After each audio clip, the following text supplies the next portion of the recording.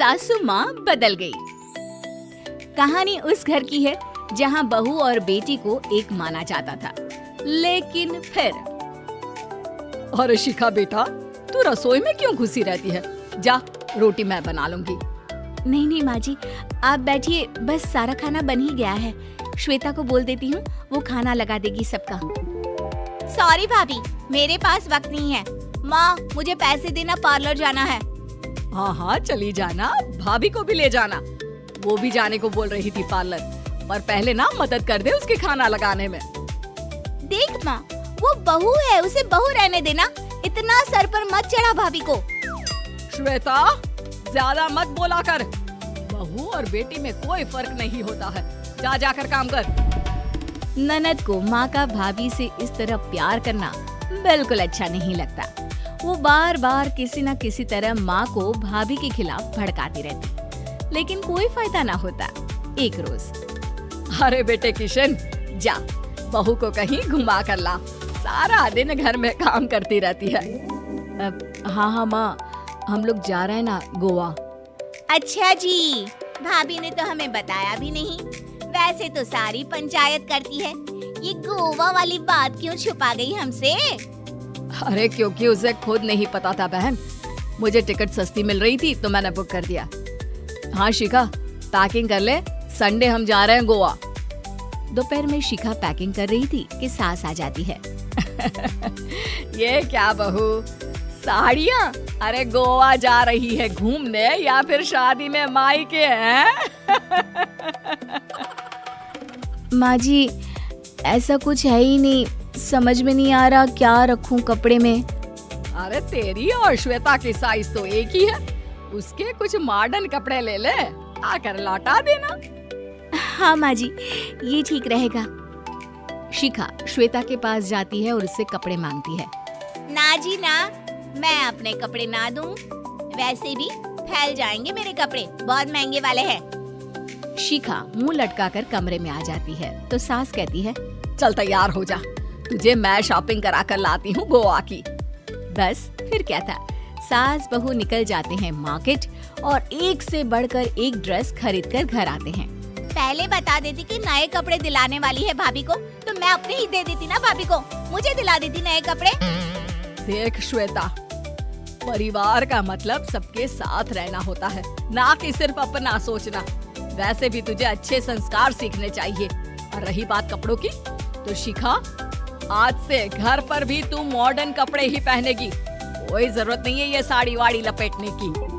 अब क्या था, घर पर श्वेता और शिखा एक जैसे रहते। एक बार पड़ोसन आती है। अरे बेटा, अपनी माँ को तो बुलाना, जरा बात करनी है। शिखा सास को बताती है और रसोई में चली जाती है। ये आपकी बेटी बहुत बड़ी हो गई है, इसके लिए एक रिश्ता है, कहो तो बता दूं। ये बेटी नहीं बहू है, घर में सब एक जैसा ही रहता है। वैसे मेरी बेटी भी बड़ी हो गई है, कोई रिश्ता हो तो जरूर बताना।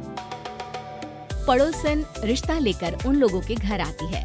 तब श्वेता की होने वाली सास कहती है, तो ये घर है, कितने मंजिल का है? और ये बहू ने आपकी क्या पहन रखा है, जीन्स टॉप? अरे भाई, साड़ी वाड़ी नहीं है क्या इसके पास? देखिए, सर्दी है तो साड़ी में बहू कैसे मैनेज करती, वैसे पहनती है साड़ी भी। देखिए, हम लोग ठहरे पैसे वाले लोग, कोई कमी नहीं है हम लोगों के पास पैसों की।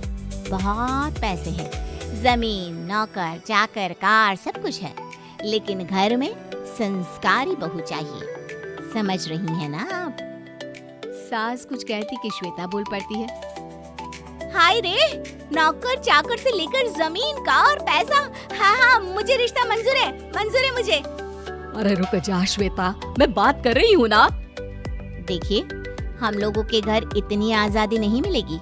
अरे हाँ कर देना माँ, हाँ करते जल्दी से। सास क्या करती, बेटी की शादी ऐसे घर में कर देती है जहाँ ना उनके विचार मिलते हैं और ना ही आचार। शादी के बाद एक रोज फोन पर, श्वेता बेटा, एक बार घर आ जा, बहुत दिल करता है तुझे देखने का।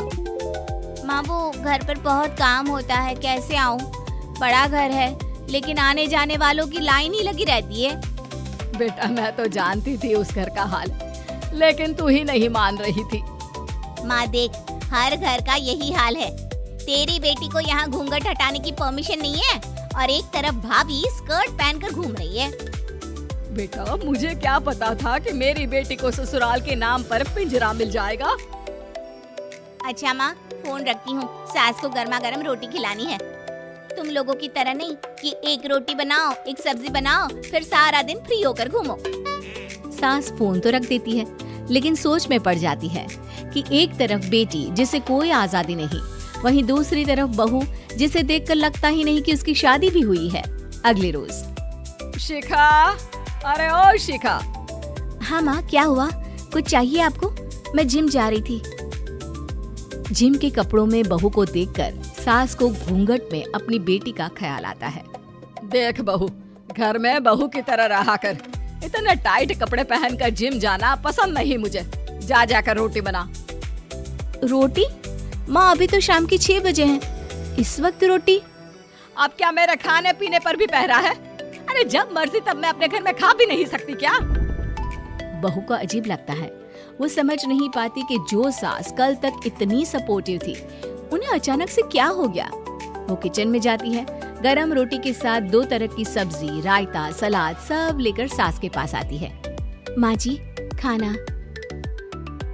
इतना सारा खाना? राक्षस समझा है क्या मुझे? रोटी मांगी थी मैंने गर्मा गर्म बस। पर माँ जी, रोटी खाती किससे आप? सब्जी तो बनानी थी ना। अरे भूख मर गई मेरी तेरी बहस से।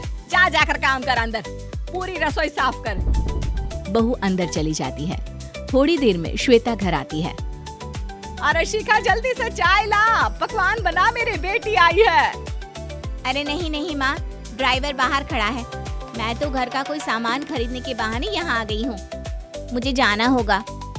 अरे बेटा, पर कितने दिनों बाद देख रही हूँ तुझे। रहने आ जाना 2-4 दिन के लिए। आ जाऊंगी माँ, जब मेरी सास मरेगी तब। मैं तो रोज मन्नत मानती हूँ कि मेरी सास मर जाए तो अच्छा है। अच्छा चल, जा रही हूँ माँ। हे भगवान, कैसे कैसे दिन देखने पड़ रहे हैं मेरी बेटी को। सास अंदर जाती है, जहाँ श्वेता की जिम वाली सहेली का फोन आया होता है। क्या बात है, आज जिम नहीं आई? अरे पता नहीं यार, आज माँ को क्या हो गया अचानक। पर खैर कोई नहीं, लगता नहीं कि मैं अब जिम आ पाऊंगी। शिखा स्पीकर पर बात कर रही थी, जिसे सास सुन रही थी। यार ये सास ना होती ही ऐसी है। मैं तो कहती हूँ बुढ़िया जल्दी मरे और तू आराम से जिए। शिखा को सहेली की बात पर गुस्सा आ जाता है। माँ के मरने की कौन सा बच्चा दुआ मांगता है मोहिनी? आगे से ऐसी बात मेरे सामने मत करना। हमारे घर की शोभा ही माँ है। क्या हुआ जो थोड़ी सख्ती दिखा रही है? उसमें भी कोई ना कोई उनकी भलाई ही होगी। मैं तो कहती हूँ भगवान मेरे जैसी सास सबको दे, जो सिर्फ माँ की तरह है। सास वाली तो कोई बात ही नहीं है उनमें। सास ये बात सुन रही थी। उनकी आंख में आंसू आ जाते हैं कि क्यों वो बेटी की किस्मत में बहू को भी भागीदार बना रही थी। शिखा, अरे ओ शिखा, क्या हो गया? जिम नहीं जाना क्या?